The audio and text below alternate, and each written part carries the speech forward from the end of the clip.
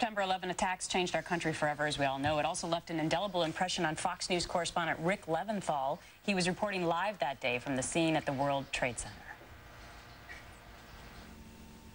What happened? What did you feel? The whole floor shook, the building was shaking, and, you know, it felt like a bomb hit or a plane hit or something like that. But the whole floor was shaking. did hit. A plane did hit. Yeah, and then we looked out the window, all we saw was debris all over the place. But we thought the building was going to topple over. It was going so well, one of them did. One of them did. We're in Tower 1.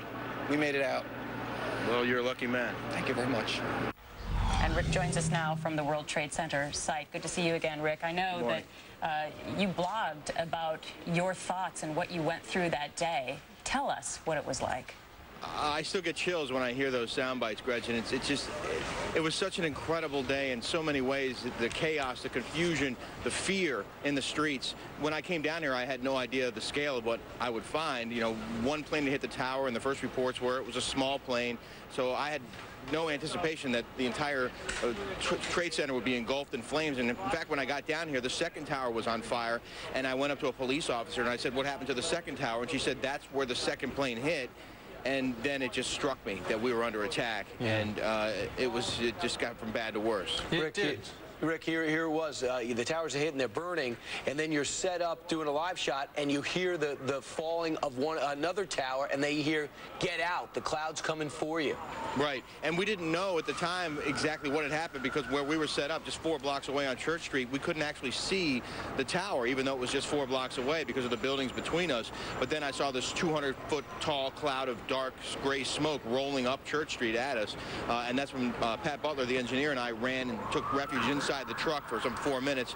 And then when we went back out onto the street, that's when everything had been coated with this layer of dust and grime and debris from the buildings. And that's when we saw all these people walking out of that haze, covered in dust from head to toe, some people in vehicles. In fact, I want to play a bit from a construction worker who I spoke with, who was in his pickup truck. He had been on the roof of a building across the street and watched the entire thing happen, and knew full well that a friend of his who was up high on a high floor in the tower was likely dead. And I stopped him, and we had a conversation. Here's a bit of that. We look up and we see this big jet, like a 737 or a 727. It was a 757? About that, it was a big jet. Yeah. We saw it come just looking like it's sideways. At first, we thought it was just going to try to miss it. Bang! Right into the middle of it, like around the 70th floor. And then half hour later, we see the second one bang into it.